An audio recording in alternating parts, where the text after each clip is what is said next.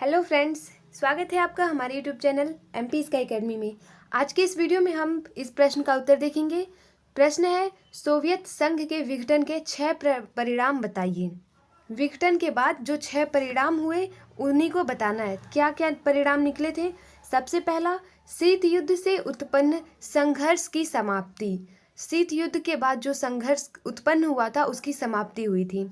इसमें लिखेंगे हम, शीत युद्ध किसी न किसी रूप में करीब 4 दशकों तक जारी रही, पर मई 1988 में अफगानिस्तान से सोवियत सेनाओं की वापसी शुरू हो गई। 1989 में बर्लिन की दीवार गिरा दी गई। अक्टूबर 1990 में पूर्वी जर्मनी और पश्चिमी जर्मनी दोनों का एकीकरण हो गया। इसी दौरान पूर्वी यूरोप के देशों में कम्युनिस्ट सरकारों का तख्ता पलट हो गया और 1991 में सोवियत संघ का भी विखंडन हो गया। 1991 में विश्व शीत युद्ध से मुक्त हो चुका था। समाजवादी गुट एक तरह से बिखर गया था। दूसरा परिणाम था, एक विचारधारा को आघात। शीत युद्ध केवल 2 शक्तिशाली राष्ट्रों के मध्य नहीं थी, बल्कि यह 2 विचारधाराओं के बीच चल रहा द्वंद्व था। एक विचारधारा पूंजीवादी व दूसरी ओर साम्यवादी विचारधारा थी। सोवियत संघ के पतन के तृतीय विश्व में साम्यवादी विचारधारा के प्रचार प्रसार को गहरा आघात पहुंचाया।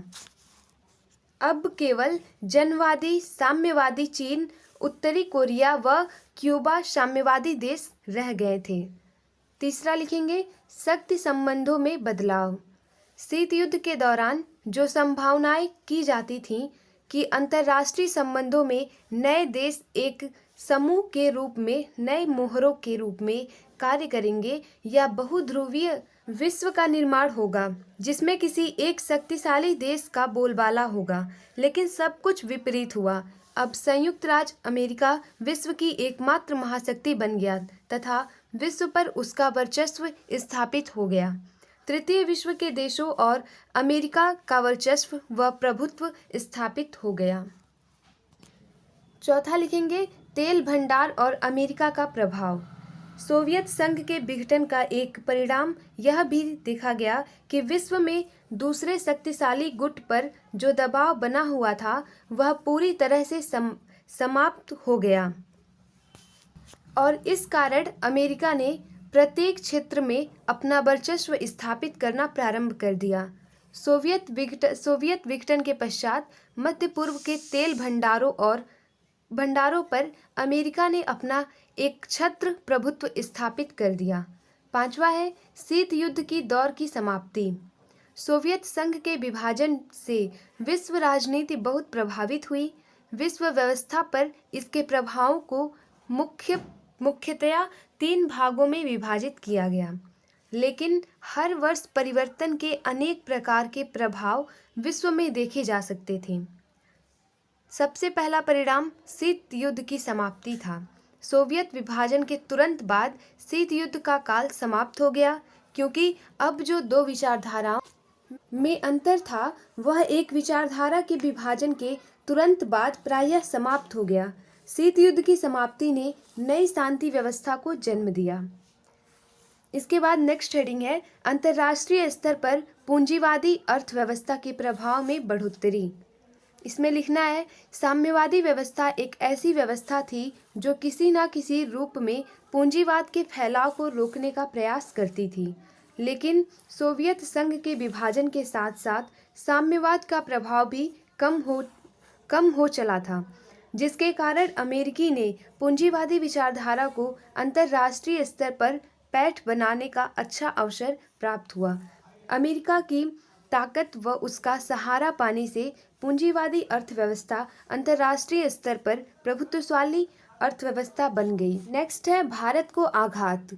सोवियत संघ के पतन के परिणामों व प्रभाव पर नज़र डाली जाए तो उसमें सबसे ज़्यादा प्रभाव भारत पर पड़ा था।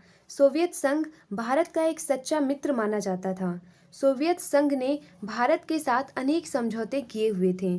अब शंका यह पैदा हो चली थी कि इन समझौते का क्या होगा। यद्यपि बोरिस एल्त्सिन ने बार बार इस बात को दोहराया था कि भारत के साथ सभी समझौते को पूरा किया जाएगा। सोवियत संघ के बाद विघटन के राज्यों का उदय। सोवियत संघ का जब विघटन हो गया तो उसके बाद राज्यों का उदय हुआ था। जिस तेजी से सोवियत संघ का विकास हुआ उसी तरह से उसका विघटन भी हुआ।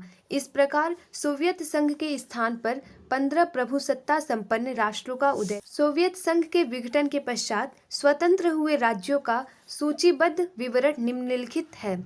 इन्हें बाल्कन प्रदेश भी कहते हैं। ये वे सभी राज्य हैं जो स्वतंत्र हुए थे और इन्हें बाल्कन प्रदेश भी कहा जाता है।